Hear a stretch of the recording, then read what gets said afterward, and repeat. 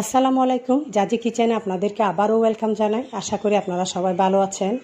আজকে আমি আপনাদের জন্য নিয়ে এসেছি ডিম চপ। আমরা বিভিন্ন ধরনের চপ করে থাকি, কিন্তু ডিম চপটা খুবই সহজ, সেই জন্য আমি আপনাদের সাথে এই চপটা শেয়ার করতেছি। আশা করি আজকের রেসিপিটা আপনাদের খুব ভালো লাগবে। রমজান মাসে বিশেষ করে এই ডিম চপটা সবাই খুব পছন্দ করে। কিভাবে বাসায় সহজ পদ্ধতিতে এই ডিম চপ করবেন সেই রেসিপিটা শেয়ার করব। রেসিপি শেয়ার করার আগে আপনাদের কাছে আমার একটা অনুরোধ, যারা আমার চ্যানেলে নতুন, এখনও আমার চ্যানেলটি সাবস্ক্রাইব করেননি, প্লিজ সাবস্ক্রাইব করে রাখবেন। পাশে থাকা বেল আইকনটি ক্লিক করবেন, তাহলে নিত্য নতুন রেসিপিগুলো আপনাদের মোবাইলে পেয়ে যাবেন। প্রথমে শুরুতে আমি এখানে 1 কাপ ম্যাশ করা আলু নিলাম। এরপর এখানে দিয়ে দিচ্ছি 1 চা চামচ আদা রসুন বাটা, 1 চা চামচ পেঁয়াজ বাটা, 1 চা চামচ কাঁচামরিচ বাটা, 1/2 চা চামচ জিরা গুঁড়া, স্বাদ মতো লবণ, 1 টেবিল চামচ ধনেপাতা কুচি। এখন সব একসাথে ভালো করে মিশিয়ে নিব। মিশানো শেষ।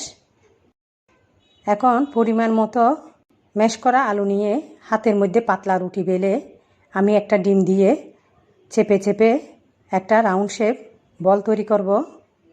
দেখুন, এইভাবে আমি আরেকটা করে দেখাচ্ছি। খুবই সহজ হয়ে গেল আমার। এখন এখানে আমি একটা ডিম নিলাম, ডিমটা ভালো করে ফেটিয়ে নিলাম, ডিমের মধ্যে ভিজিয়ে নিচ্ছি। এখন ব্রেড কামে কুট করে নিব। ভালোভাবে ব্রেড কামে কুট করতে হবে। এখন আবারও ডিমের মধ্যে ভিজিয়ে নিব।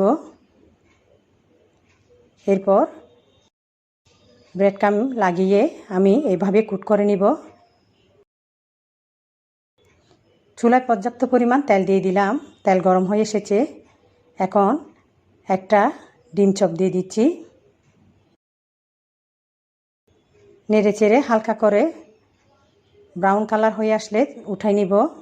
চুলার আঁচটা লোতে রাখবেন, না হয় বাইরে পুড়ে যাবে। এভাবে আমি ডিম চপগুলো ভেজে নিব। এখন আরেকটা ডিম চপ তেলের মধ্যে দিয়ে দিলাম, এটাও হালকাভাবে ভেজে নিব।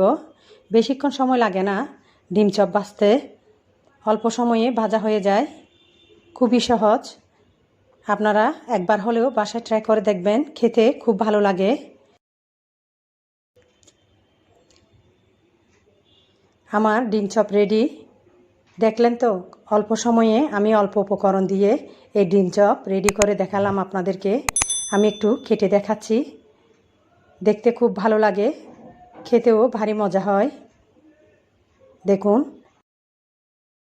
এখন এর মাঝে আমি একটু সস দিয়ে দিব, টমেটো সস। আশা করি আজকের রেসিপিটা আপনাদের ভালো লেগেছে। আপনারা ফ্রেন্ডস এবং ফ্যামিলির সাথে শেয়ার করবেন।